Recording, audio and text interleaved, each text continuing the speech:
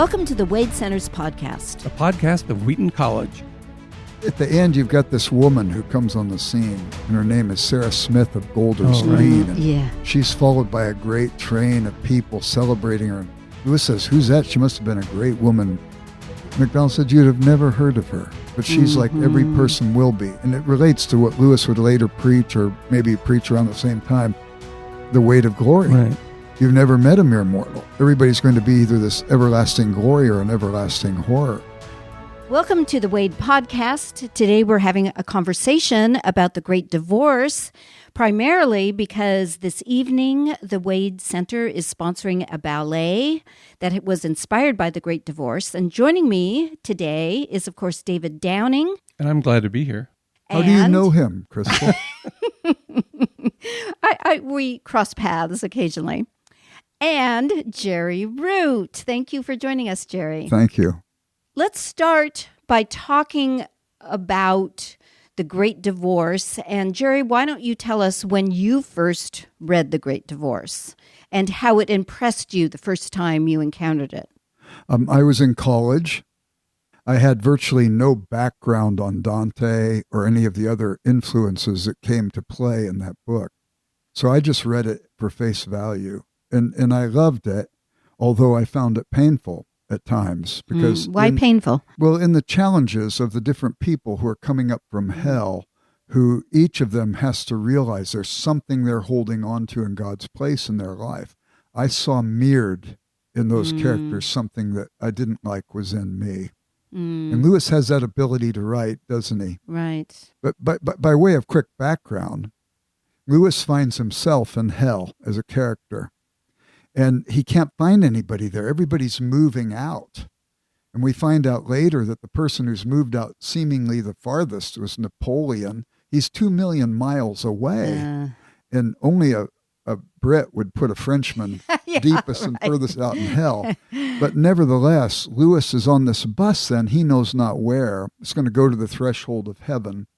And he'll get off the bus and find out everybody on the bus, including himself, is incomplete, just a shade like a ghost, and not substantive enough to bend the grass of heaven because they have denied reality. They have been diminished by this.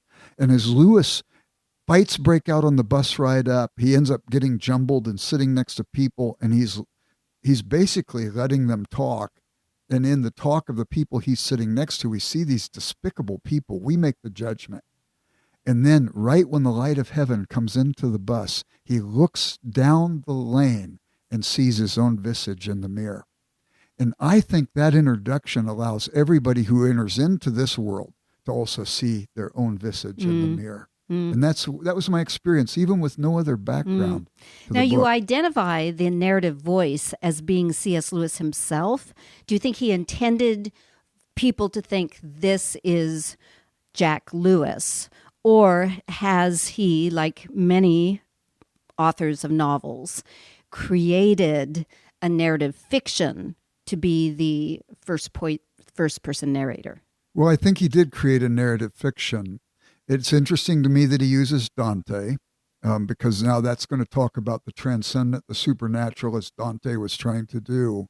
That's interesting you bring up Dante, because, of course, Dante identifies himself as entering into these places with the guidance, of course, of Virgil. What do you think about the narrative voice, David? Well, he calls it a dream fantasy. So he likes to do that. He likes to blur the boundaries between our reality and the fictional world or the fantasy world, because he thinks as a spiritual beings, we're always living in our physical world, but we're also in the spiritual realm. On Dante, I was going to say, a few years ago, I was reading Dante, and it's a great idea of here's all the things that are keeping people from God. Many commentators say Dante wasn't trying to literally show the afterlife. He was trying to show what kinds of things people do and what kind of punishments they receive. That consequences are judgment. Right. But as I was reading it was all about the Guelphs and the Ghibellines and the Pope and the anti-Pope. Yeah. And I said, I think I'm going to write a new Dante, where I'm going to talk about modern people and their follies and their foibles and what's keeping them distant from God. And I started sketching and I said, I'm trying to write Great Divorce. When you think about it, the whole thing is kind of an updated, especially the Inferno. People say, was Lewis so cynical that almost none of these people stay in heaven. They all want to go back to the tenements of hell. And I have to remind them that these are people that are already in hell. So they've already had a lifetime of choices. So they're not starting from neutral ground. They've already got a lot of, negative baggage as they come to these choices. If you write that book, I'll buy it. But also you say they go back in hell. Lewis, of course, says that he thinks that those in hell are rebels to the end and that the gates of hell are locked from the inside. Right. And at the end, we either say to God, thy will be done, or he says to us, thy will be done. In some senses, you could say hell is the last best gift God could give to people who will have him on no other terms. Right. He says, I'll give you what you want. Right. And that is so brilliant that God does not send us to hell. And Dorothy Sayers felt passionate about this as well. God doesn't send us to hell. We choose hell by the choice when we choose our own desires over those of God. Oh, Crystal, I think that's so true. And I also believe this and say to my students, God has never stopped loving Satan. He can't because God is love. And he cannot have his character, his non-contingent character, diminished by the rebellion of one of his creatures. God continues to love Satan, and the tragedy of Satan is that he refuses to respond to love that is so unconditional. There was a church father named Origen who turned out to be heretical, but he thought eventually Satan would be the last of prodigal sons to return home. But I think somebody decided that was not very good theology. George MacDonald leaned a little bit that way as well. He did. He's not like the modern day universalist who says, God says, throw open the doors, everybody welcome, come on. I'll be like Lewis said, these people who believe Lewis will just be like a gentle grandfather who goes everybody in. George MacDonald believed that hell would last as long as the last act of rebellion exists. So it's a little bit different kind of universalism than this easy thing. Right. Well, he visualized that whole idea of judgment in the last battle where the animals come and look into his face, and it's their response that makes him either go to the left or to the right. It's not him judging them. If they look with love and adoration and veneration, about choice. They go to the right. But if they grimace and wince and they don't want to be around that kind of flaming holiness, they go in the other direction. And even in the last battle, there are some people who killed talking animals who end up in Narnia in heaven. Right. Which gives me hope that maybe there's a place for me in that place. Yeah. There isn't a Satan figure in Great Divorce, is there? I don't remember. No, it's one. interesting because he wrote it about the same time as Screwtape Letters. And that has so much about these devils who are trying to trick people and delude them. But a few years later, he writes a story, and when it's all about people's own choices. I think a good title, you asked Jerry earlier, Jer Bear, we call him around here. You asked him when he first read it. I was late to read it because I was put off by the title, The Great Divorce. And obviously I was thinking it was some people breaking up. And it wasn't until I found out that he was responding to Blake's The Marriage of Heaven and Hell. Right. I wanted to give a quick quote from The Marriage of Heaven and Hell. Blake says, this is William Blake, the English poet, "Without contraries, there is no progression. Attraction and repulsion, reason and energy, love and hate are necessary to human existence. From these contraries spring what religions call good and evil. Good is the passive that obeys reason. Evil is the active, springing from energy." And I'm sure tiger burning bright in the forest of the night. Lewis is too Christian to enter into that kind of dualism. Right. For him, evil is not an opposite to good. Right. Evil is the perversion of the good. Right. So evil, you can't think of a bad banana without thinking of a good banana that goes bad.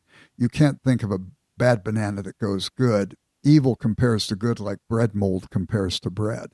It feeds on the bread. But even man in his creativity can make penicillin out of bread mold. We've got to at least give God that level of creativity. Right. And I think that's why Lewis wouldn't agree with Blake, because Blake, who I believe was a Christian, like all of us Christians, we could sometimes become syncretistic. He becomes dualistic in some of these marriage of heaven and hell. Well, he sounds almost like Weston in Paralandra, where he says, "You're good and you're evil. That's just the life force surging ahead." And yeah, it sounds almost New Age in a way, but well, you'll hear it often enough too, where people say you can't really know good without evil, when the exact opposite is what's true. You can't know evil without good.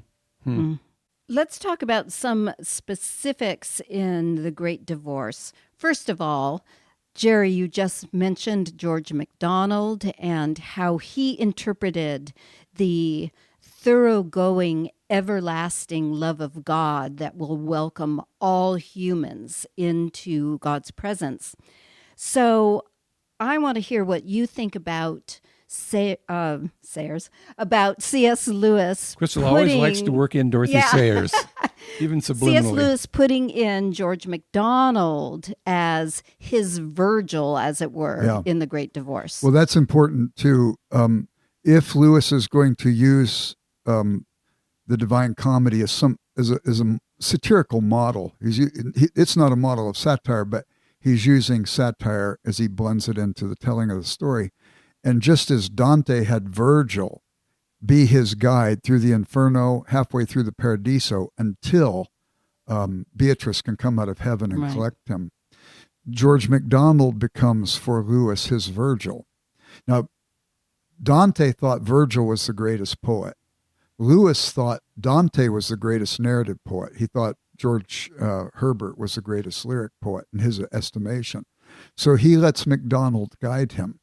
And you've got to make a story like this interesting, you've got to have some sort of dialogue. You can't just have narrative preaching, telling somebody. Right. You've got to have that struggle, some of the tension, Lewis asking the questions, as Dante did with Virgil. So I think that's why he used MacDonald. And he said he was the author he owed the greatest debt to. His imagination was baptized after he read Phantastes. He said he never wrote a book where he didn't quote from MacDonald, either an idea or directly. So I think that this becomes a natural for him in that story. In some ways, this whole book, in some of the editions, it has an epigraph from MacDonald that says, if you want to go to heaven, you can't take any part of self or of Satan with you, not even a hair or a feather. And he uses that as the epigraph. And some people say, do you really think this is Lewis's view of heaven and hell? And I say emphatically not. He says at the end of the preface, this isn't meant to be a presentation of the afterlife. The real question is not, is this heaven or hell, but what stands between you and God? What do you love more than God? What do you honor more than God? And that may be the very thing that needs to be removed, even if it's not bad in itself, like mother love. One of the characters is obsessed with her dead son. Yeah. But clearly this is becoming a spiritual issue. Her kind of obsessive grieving is keeping her from God and also alienating her from her remaining children. So I think that's the big question. Most of the characters, you ask yourself, what do they love more than God, or what is between them and God? And it's destroying their ability to see reality. So several places in there, he'll have every one of the ghosts has somebody come out of heaven to invite them to let go of whatever they're holding on to in God's place. And many of them have the person out of heaven saying to the ghost, why can't you see something beyond yourself? Mm-hmm. Why can't you just for a moment let go and see reality as it is? And Lewis always felt that objective reality and the natural world, also a revelation from God, natural revelation as well as special revelation, was an ally to spiritual development, not a detriment. And here are these people who have embraced something in this material world and held on to it more importantly than God. And consequently, there's a problem. And you mentioned earlier, too, about the idea that there is this transcendent. We are amphibious creatures. We straddle these two worlds. And consequently, because of that, we live in a material world now that's very much like the characters in The Great Divorce. We don't see that there is the transcendent. Our eyes have become blinded by our materialism. I don't mean materialism as an economic value, but materialism that nature is all that there is. And we have to be awakened by this. And sometimes fiction can get past watchful dragons, as Lewis says, and help us see what we have so suppressed. And a lot of these characters, some people wonder if some of them are based on real people. Crystal and I just did a reading a few weeks ago with the Episcopal ghost, who he's in hell, but he still wants to read theological papers. And he's, well, son, it's not about answers. It's about, the progress and the journey, to be hopeful on the journey. Which is so like today, where people say it's not where you end up.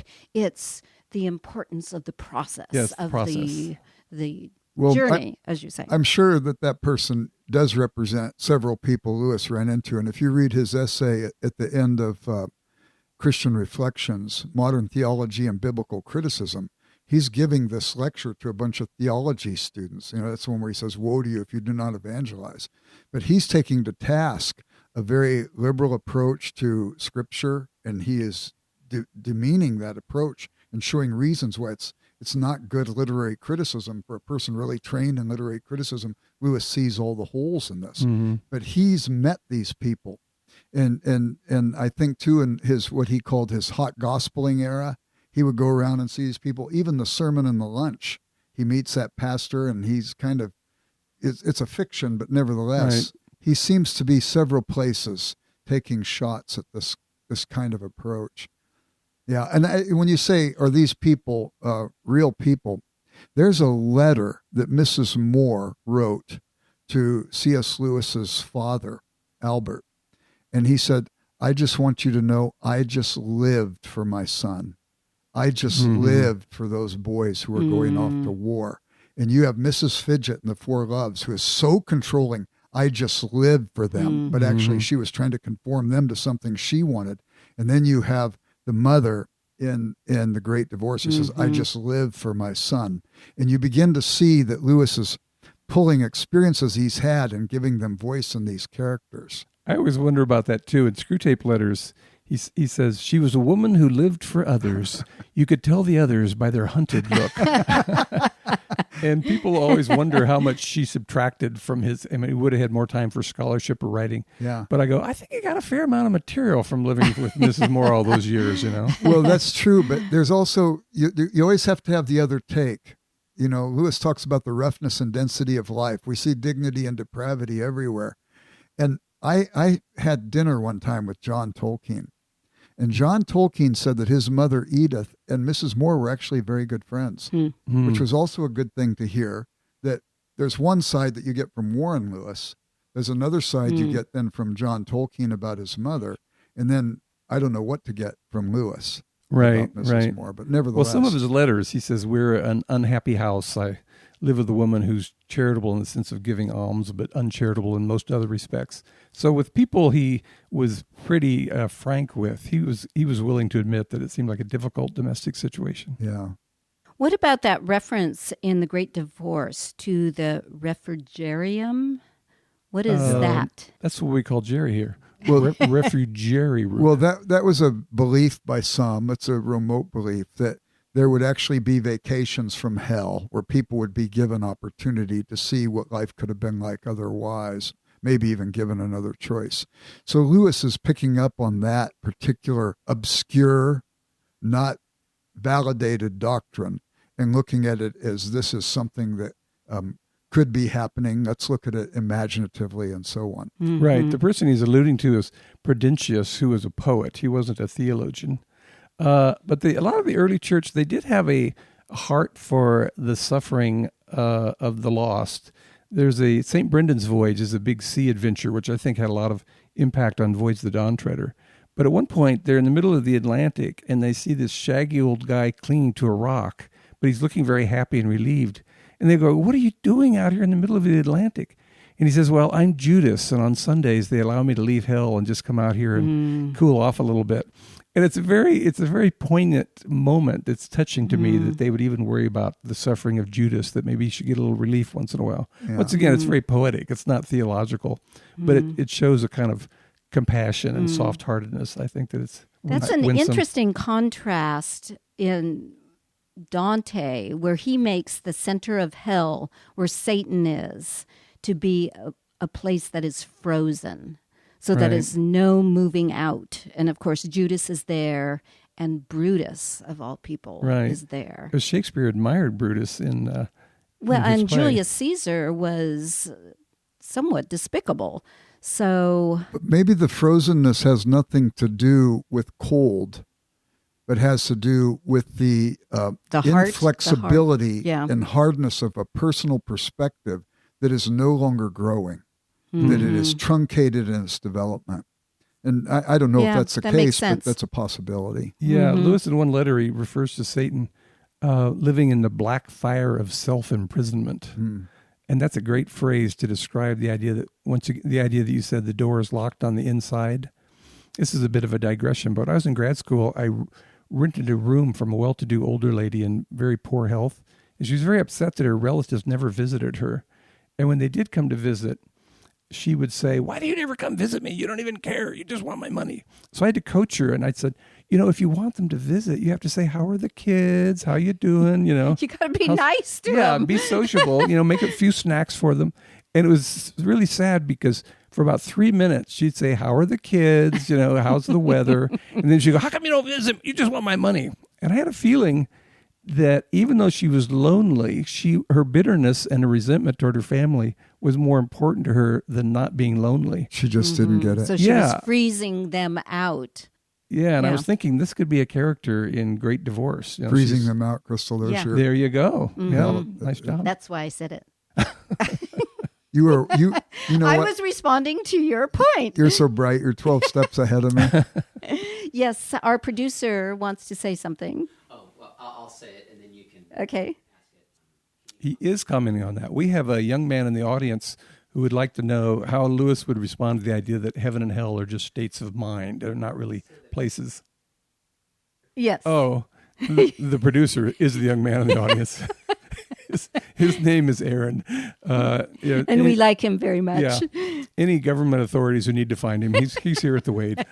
I'm not going to cover for him anymore. When Lewis is talking to George MacDonald, I think another reason he wanted George to be on the scene is it would be odd if he's the witness of these people, but then he's also the theological authority. So he had to bring in someone who he really admired. And he says something like, "Well, then are you saying that heaven and hell are states of mind?" And MacDonald differentiates between the two. He says, hell is a state of mind. You're in a state of rebellion. You're putting something between you and God. But heaven is definitely not a state of mind. So he would not throw those two together. He would say that we will find out that the action of heaven and hell is retrospective. So if you end up with God, that casts a light all the way back over your entire life. Even the suffering of your life takes on a kind of radiance and holiness. Whereas if you end up separated from God, everything about your life, you will have seen that you were sort of moving toward hell. You agree with that, Jerry? Well, I think that, Lewis says that. And my own tendency would be to believe something along those lines. Does Lewis get it exactly right? I'll tell you in about 50 years from now, maybe sooner. Right. And I remember reading at the end of Revelation where all hell breaks loose on earth and Satan causes all kinds of havoc, and it says, and still the people didn't repent. And then he causes more havoc, and it says, still the people didn't repent. Then God directs a strong angel to come down, bind him up, and throw him in the bottomless pit. It's as quick as that. It's done. You go, well, why didn't he do that quicker or sooner? And because you realize he was still giving people a chance to repent. It's very interesting to me. Well, this comes up in the doctrine of the harrowing of hell, especially the Roman Catholics, and this comes up in Great Divorce. The verse where it says in 1 Peter that Christ went and preached to those that were disobedient in the time of Noah. And Lewis says if hell is outside of time, he touches on this in Great Divorce, but also in a letter. He says if hell is outside of time and Christ preached to those that were disobedient, then everyone has gotten the gospel picture, if not in life, then in the afterlife. But amazingly, he still believes that people are going to choose, as these characters do in Great Divorce, to stay in hell. It's almost like there's a burning radiance to the holiness of God that to them is worse than being separated from God. It's like my landlady who would rather be lonely than to give up on her bitterness and her resentment. But the opposite is also true. Just as my heart could get hardened by bad choices as they become habit and eventually shape my character, so too my heart could get softened by an awareness of my guilt and so on. So there's a throwaway line in The Allegory of Love. It's on page 60. It's not something that's developed largely in that book, but he says innocence is not goodness. He doesn't say innocence is not good. It's good in that it's unspoiled, but it's not goodness. It's not virtue. It's not proven character. And then he goes on to say, even God can't make proven character a gift. So you've got this idea that I can get more and more reprobate, but there's also the possibility that my soul can enlarge and can improve. I can never get cocky this side of heaven, because even if I see some victory, God then opens the curtain wider and lets me see all the vermin that's still left in there that I haven't even begun to work on. And like Lewis writes in the letters to an American lady, we have to all remember that we're all very hard to live with. Aristotle had this idea that there was sort of a center of gravity to your moral nature, and Lewis develops this, I think, in Screwtape Letters, that every time you make a good decision, your moral center of gravity kind of tilts upward a little bit, and then it's easier to make a good decision next time. Whereas every time you make a bad decision or partake in an addictive act, your center of gravity goes downwards, and it's harder the next time to resist that temptation because you don't have the kind of moral ballast that you might have had. And I think that was an idea from Aristotle that Lewis put to good use in. He talks Screwtape about Letters. Aristotle talks about habit as man's second nature, Right. and I think that there's some merit to that. Mm-hmm. And it's interesting too, because you talk about the great divorce. At the end, you've got this woman who comes on the scene, and her name is Sarah Smith of Golders Green, and Yeah. she's followed by a great train of people celebrating her. And Lewis says, "Who's that? She must have been a great woman." MacDonald said, "You'd have never heard of her." But she's like every person will be. And it relates to what Lewis would later preach, or maybe preach around the same time, the weight of glory. Right. You've never met a mere mortal. Everybody's going to be either this everlasting glory or an everlasting horror. So he sees Sarah Smith of Golders Green coming, and then he sees this little diminutive man holding onto a string, and there's this massive tragedian actor, which is the alter ego, the pretense of the little man, and the little man is her husband. And he is so denied reality that he's so diminished by it.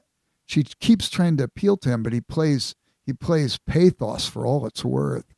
And finally, in denying reality, he is so diminished that he's not even substantive enough to hold the string on the tragedian pretense. Right. And George MacDonald then says to Lewis, hell is no bigger than that grain of sand over there. And we've learned already that Napoleon is 2 million miles out in the grain of sand. And we realize it's not annihilation, but it's reduced. The denial of reality reduces us to the degree of just inconsequence. Right. You were talking earlier about Lewis's use of metaphors and imagination. And he talks about the bright people, which is obvious that the people coming from heaven would be bright and radiant, and the other dark, rainy city. But he comes up with two other metaphors. One is he also calls them the solid people, because God is the most concrete thing in the cosmos. And hell, he says, the reason it's hard to talk about it is it's so nearly nothing. Yeah. So this whole issue of size comes up. When we're in hell, it seems, tremendously large, millions and millions of miles. But as they take the bus and go up to heaven, they discover this kind of Grand Canyon they thought they were leaving. It's just one little crack in the floor of heaven. We mentioned brightness and solidity, and there's a third one which the whole idea of solid versus turning into nearly nothing, and there's a third one which I'll tell you about in a later podcast because I forgot what it was. It's interesting because the only ghost who actually gets into heaven in the Great Divorce, we don't know about some of them, is the one who struggled with lust. Right. And he has this red lizard sitting on his shoulder, and it's riding him. And finally, he realizes it's destroying him. Out of frustration, he gives up, lets the burning angel take the lizard and grab it and throws it on the ground. And the man falls down. Oh, he screams.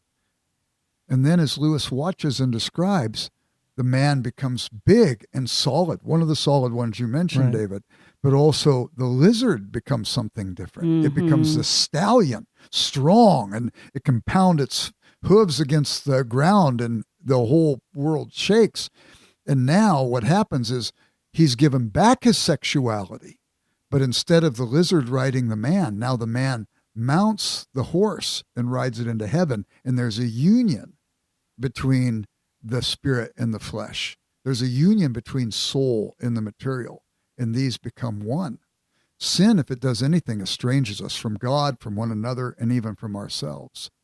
And Lewis would later write in No Theory and Torso, the first problem in life is how do you fit the stone in the shell? How do you fit reason and the heart? Because sin has estranged us and separated us out. And that character is the only one who we can definitely be assured goes to the outskirts of heaven, the valley of the shadow of life. He rides in the right direction. The rest of them seem to be going back toward the valley of the shadow of death. Yeah. I remembered my third concept. I mixed two of them together. One is solidity versus ghostliness. They all are, you can barely see them when you get to heaven. They almost look like just smoky stains in the air. Yeah.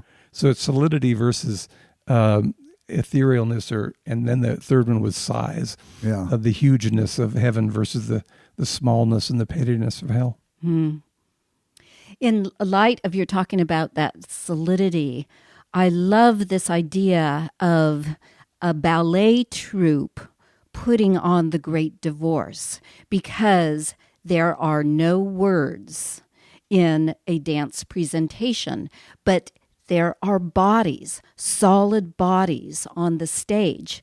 And as we all know, one of the problems that Protestants often fall into is a type of docetism, where it's entirely about words, assenting to words, reiterating words. And we're going to get a sense of the beauty of the body itself, which is the essence of what makes Christianity so distinctive as a religion, in that God endorsed flesh through the incarnation. And we're going to see flesh, the beauty of flesh on the stage. So the flesh is not bad, picking up on what you said, Crystal. The flesh is not bad. God made it.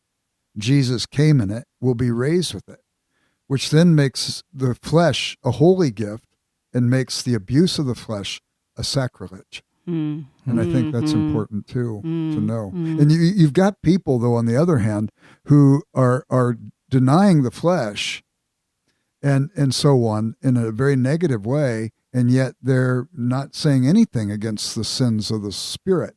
So Lewis says the greatest sinner of all time never even had a body, Satan. So you've got issues of pride, jealousy, envy, all this other stuff.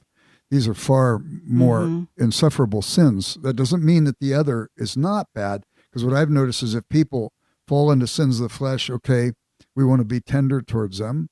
It's not as bad as sins of pride and envy and jealousy and so on.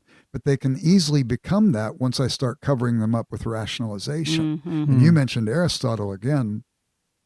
Aristotle has this term, it's a Greek word, akrasia, and literally it means to be without command. So if I've rationalized my bad act, I lose command of my moral life. And Lewis writes in the preface to Paradise Lost, continued disobedience to conscience makes conscience blind. And Aristotle, in that same passage, in the same section of the Ethics, says vice is unconscious of itself, because I've rationalized morality away to moral blindness. Well, that's one of the things you notice in these characters in Great Divorce is they have so little mental clarity. Lewis said somewhere else that abuse of the will leads to fogging of the intellect. And it's so obvious to a third-party observer what mistake they're making with vanity or a possessive love or this fellow who can't give up on lust. But they themselves can't see what their problem is. They're always blaming the other people all the way through the Great Divorce.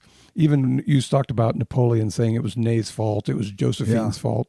And it's actually quite humorous how you can see exactly what the problem is as a witness, but the person themselves has no clue as to why they're so unhappy. And we all know people who are like that, who blame everyone else for their own problems, for the consequences of their own choices. And I often don't catch it when I'm doing it in the moment. You know, so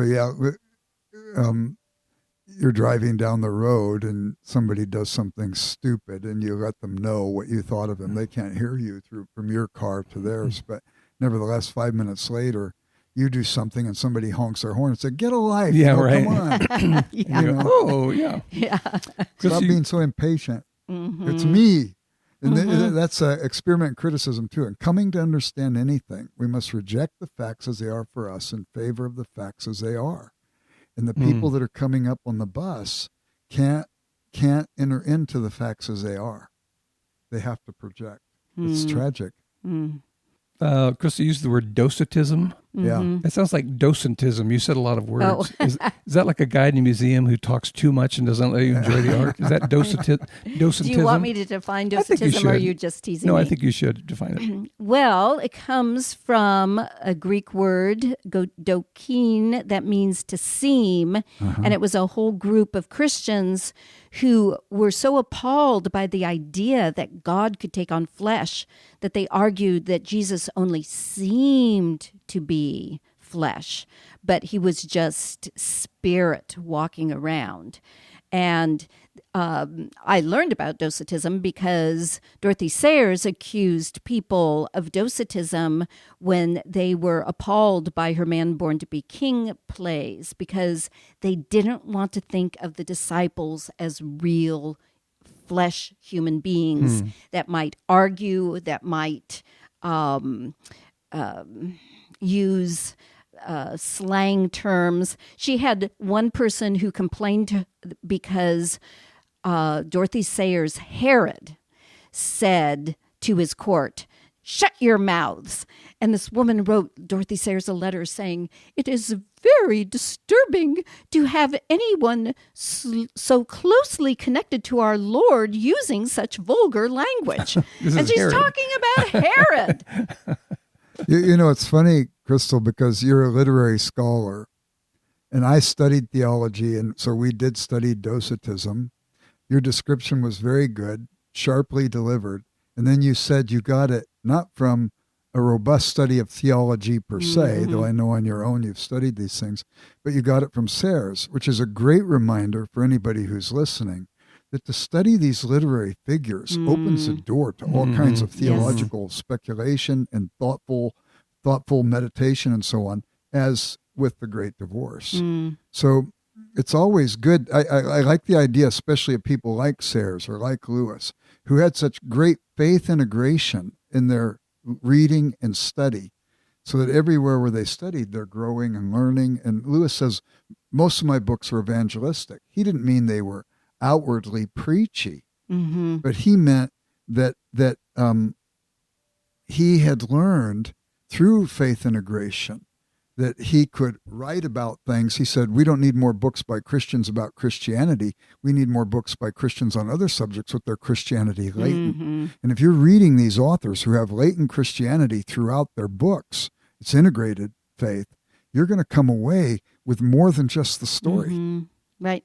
You're going to come away with a baptized imagination. Yeah, it's good. But we make it sound like it's sort of a difficult or erudite book, but Great Divorce is very readable on its own. Oh, yes. For And us, funny. we know the background in Blake and Dante and Aristotle and Augustine, but you can read it on its own terms, just as a really witty take on what keeps people, what impedes them in their spiritual journey. But David, I've got a good idea. Because of all this literary background, you ought to do a podcast on this.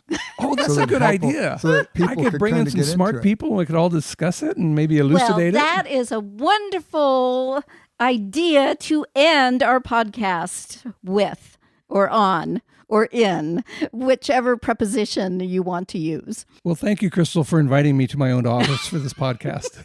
And Jerry, we always, as always, we love having you come Thank here. you, guys. You're And fun. I couldn't believe you did the whole podcast with that lizard on your shoulder. I don't know how you did that. I know it's been tough, but I felt the heat coming from you the whole time.